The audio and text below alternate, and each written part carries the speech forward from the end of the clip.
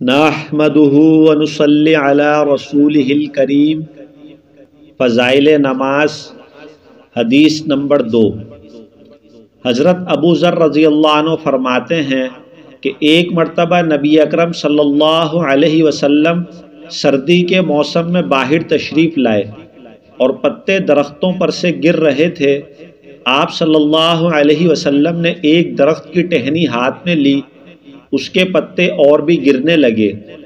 آپ صلی اللہ علیہ وسلم نے فرمایا، اے ابو ذر، مسلمان بندہ جب اخلاص سے اللہ کے لیے نماز پڑھتا ہے تو اس سے اس کے گناہ ایسے ہی گرتے ہیں جیسے یہ پتے درخت سے گر رہے ہیں۔ فائدہ: سردی کے موسم میں درختوں کے پتے ایسی کثرت سے گرتے ہیں کہ بعض درختوں پر ایک بھی پتا نہیں رہتا۔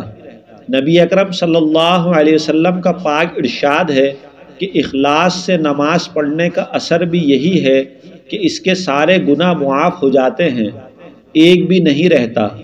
مگر ایک بات قابل لحاظ ہے، علماء کی تحقیق آیات قرآنی اور احادیث نبویہ کی وجہ سے یہ ہے کہ نماز وغیرہ عبادات سے صرف گناہ صغیرہ معاف ہوتے ہیں، کبیرہ گناہ بغیر توبہ کے معاف نہیں ہوتا۔ اس لیے نماز کے ساتھ توبہ و استغفار کا اہتمام بھی کرنا چاہیے، اس سے غافل نہ ہونا چاہیے۔ البتہ حق تعالی شانہ اپنے فضل سے کسی کے گناہ کبیرہ بھی معاف فرما دیں تو دوسری بات ہے۔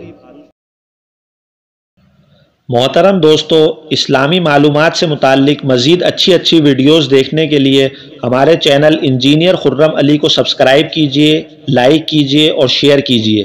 جزاک اللہ۔